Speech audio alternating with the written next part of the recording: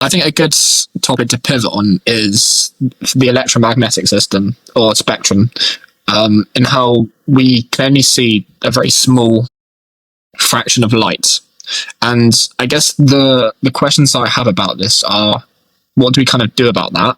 Or is there a way that we can see more of the electromagnetic system, maybe on some sort of, like, for me, I feel like if you were to take psychedelics, maybe you'd see slightly more light and more kind of vibrations. And I don't know, it's just a theory, but yeah, do you have any kind of thoughts about that? Yeah, I mean, with psychedelics, like, it is known to, like, commonly increase color perception, but at the end of the day, like, we're limited to the wavelengths of light we can see by, like, mechanical restrictions that a drug can't really influence. But there have been people with diseases and maybe surgeries. I think Claude Monet, the artist, was able to see, like, frequencies into ultraviolet. So we're genetic organisms, and it's not perfect. It's not like every human has this exact set of, like, light that we can see. Some people might be a bit more and smaller and whatnot, but no, psychedelics don't increase that.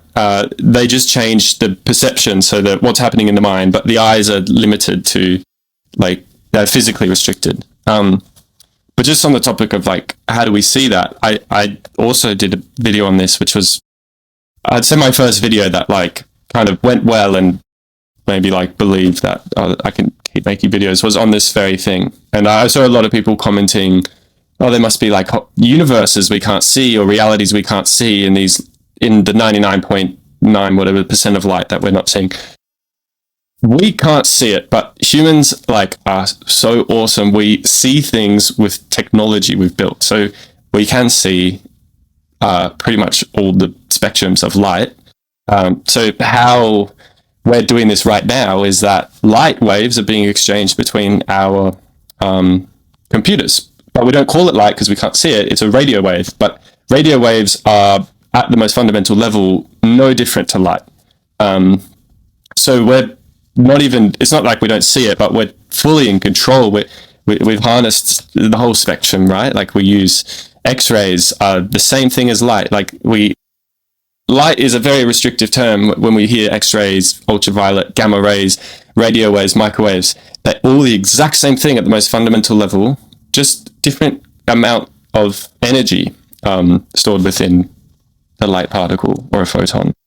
Yeah, that's an interesting like addition to that line of thought that I haven't really been, like, confronted with properly before. We know the function of the things we can't see, and we've been able to incorporate them into our world and use them, even though we can't see them, in inverted commas. And how do we know that we want to see them? I mean, to be honest with you, the world is pretty overwhelming and complex as it is from a visual perspective.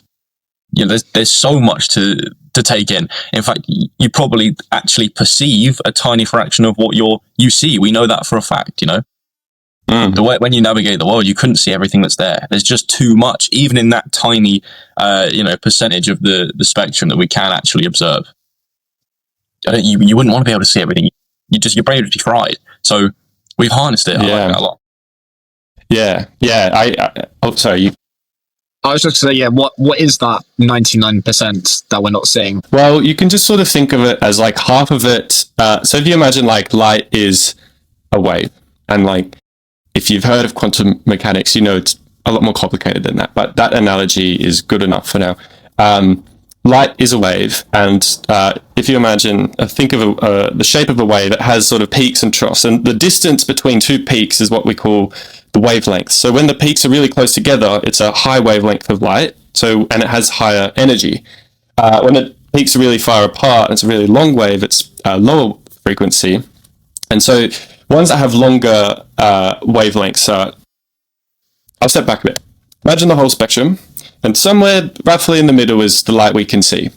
Now, when light has a shorter wavelength, it's blue. When it has a longer wavelength, it's more red. But if it keeps getting longer, it goes into infrared. If it keeps getting even longer, it goes to microwaves. If it keeps getting even longer, it goes to radio waves. On the other side of the spectrum, shorter wavelength light is more bluish, then it goes to ultraviolet, then X-rays, gamma rays, That's what's on the other side of the spectrum. And as we were saying before, we just only need to see it a tiny little bit and distinguish it, but we have harnessed, control, we're very aware of what it is, how it all behaves and interacts. And like the current world wouldn't be possible if we didn't know a lot about how light works, pretty much. Yeah. I do I'd think, like to... Go on, Jake. You go, Jake. Sorry, we keep jumping into each other. I think, the world is is complex as it is. I was going to ask, do you think there's maybe people with like eye conditions that have a different perception on the electromagnetic system that can maybe see more or less? Yeah. Well, I mean, we know people can see less, and that's just what we will call colorblindness. Well, yeah. Again, yeah. That's colorblindness, is like seeing less colors as opposed to more. I'm not totally sure, so I don't want to like speak too much on it. I do have a memory that Claude Monet, the artist, did have a condition or a surgery that allowed him to see slightly more into the ultraviolet wavelengths. And from memory, I'd check this, but I think the eyeball itself might filter out some of it, but the retina itself is capable of perceiving some of these ultraviolet wavelengths.